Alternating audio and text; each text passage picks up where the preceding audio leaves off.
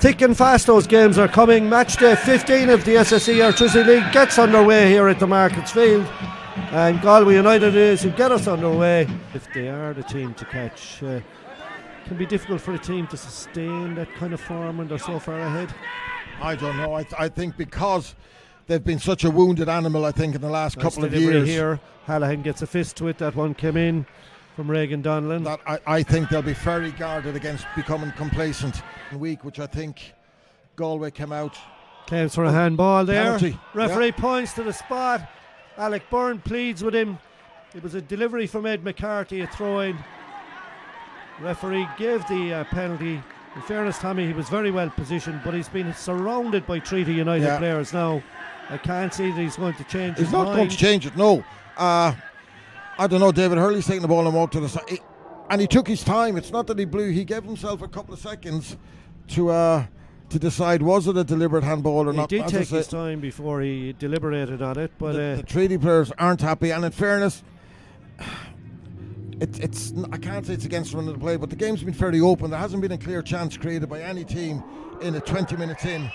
And here we have now a wonderful opportunity for Galway to go ahead. Yeah, it comes in the 20th minute here at the Markets Field, and if David Hurley tucks this one away, it'll be his fourth penalty of the season. He's taken himself off to the left-hand side of the area for the last couple of minutes while that remonstrating was gone. Shane Hallahan has already saved the penalty this season. Up comes Hurley. He puts Hallahan the wrong way, and it's 1-0 to Galway United. David Hurley with his 7th goal of the season, and that comes in the 21st minute at the Markets Field. And really, after an even Steven start, that's the kind of thing that Treaty United would have hoped wouldn't have happened. It's a setback for the home side, and it's a fillip for Galway United, and one that they scarcely had earned. No, they did, as I say, it came out of nothing. Season in the SSE Artusi League, First Division. Here's David Hurley, the man who's got the goal that separates the sides here. Lovely ball through for Manley. Manley into the box. It comes all the way to Lomboto, and Lomboto left-legged past Shane Hallahan. Hallahan comes over remonstrating with his defence, but that ball, when they cut in from the right hand side, Tommy, Galway United, Treaty United in all sorts of trouble. I'm not so sure the ball was meant for Fransley Lomboto, but it came to him and he got his third goal of the season. Absolutely, and as just what we didn't want was Treaty conceding the second one just before half time, but in fairness, a well worked goal, and it's just unfortunate. I don't know, was it Ed McCarthy that managed to get round Mark Ludden, and then Ludden comes in, both players in a full-blooded contest for the ball. It comes to McCarthy. McCarthy still on it. He to Manley. Manley back for Hurley. Hurley lets one fly. It goes off a Treaty United player for a corner kick. Hurley goes down in a heap.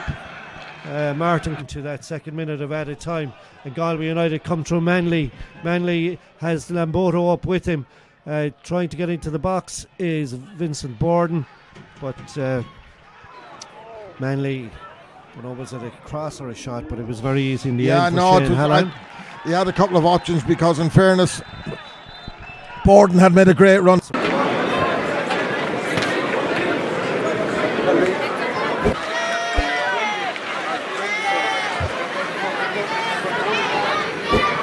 Ollies. And also coming in, as I mentioned there, Colin Kelly. Clark again out to Evan O'Connor, using all his experience. Clark getting the half-time substitute away over the halfway line.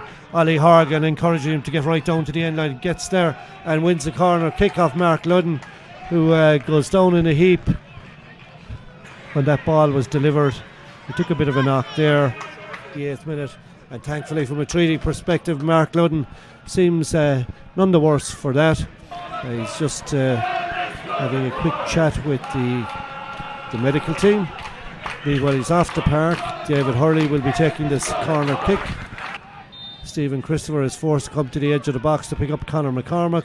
This one is delivered in. Hallahan can't get there, under pressure from Lomboto, but in the end it didn't matter because he carried all the way. But a moment there of anxiety for the Treaty United home support as that ball eluded Shane Hallahan, Tommy.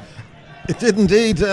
He's made his mind up and come for it. I think he's probably got a nudge off Francie, or as he ran into him, I don't know, but thankfully it's gone over the head of all of them and out harmlessly wide. But again, variation on the corner in from Galway, stuff that they're able to work on the training ground day in, day out.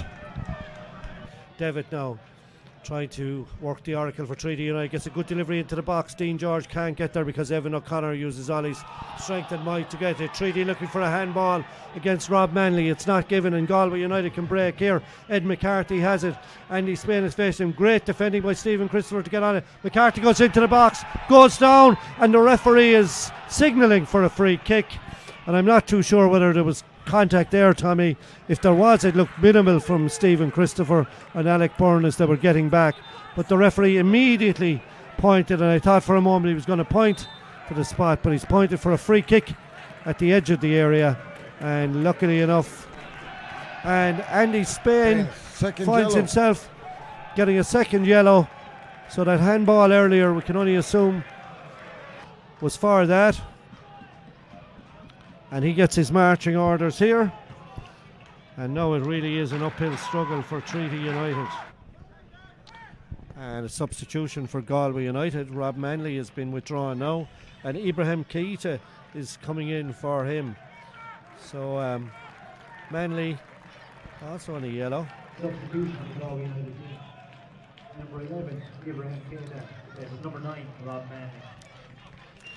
Keita already with 3 goals to his name this season for Galway United. I think it's a good decision out of Galway there. They know he's on a yellow card. They know that the crowd are going to be baying for the referee to even up the yellow card. The touchline for Ibrahim Keita. Keita, Hurley calls for it. Hurley gets it. He's got Lomboto inside him. Rolls it to Lomboto. Lomboto, could it be 3? Great tackle back there. It's not gone yet though. Comes across to Ed McCarthy. Drills one against the stanchion. The outside of Shane Hallahan's left hand upright. Touch now goes into Colin Kelly, but it's taken away. Comes out as far as Nawankwa. Lovely long delivery looking for Mark Ludden, but just too much on that, and Luds decides not to go for it. And now we're going to have Stephen Healy and Mikey McCullough, 2 18-year-olds, been introduced by John Caulfield. And you suspect when you're doing something like that, you know the game is up. And Treaty know the game is up. And off goes Vincent Borden with a quite enough innings this evening. Far side, we're going to have 5 additional minutes, mainly down to substitutions, I would think. Mark Ludden is trying to keep his feet clear there. Here's a chance, the ball coming from McCullough, gets one away, and eventually it's Keita who gets a third for Galway United. And Ibrahim Keita, really Treaty didn't do enough there, Tommy, to clear their lines, and they're caught at the end. The combination of Mikey McCullough doing well and Stephen Healy since they've come onto the park, but eventually the ball falling to the feet of Ibrahim Keita, and he gets his 4th goal of the season, and it's game, set and match to Galway United, as if it wasn't for a long time now. It has been for a long time, and as I say, Galway were kind of toying and teasing with the Treaty, and they went over and back and over and back, and were just keeping possession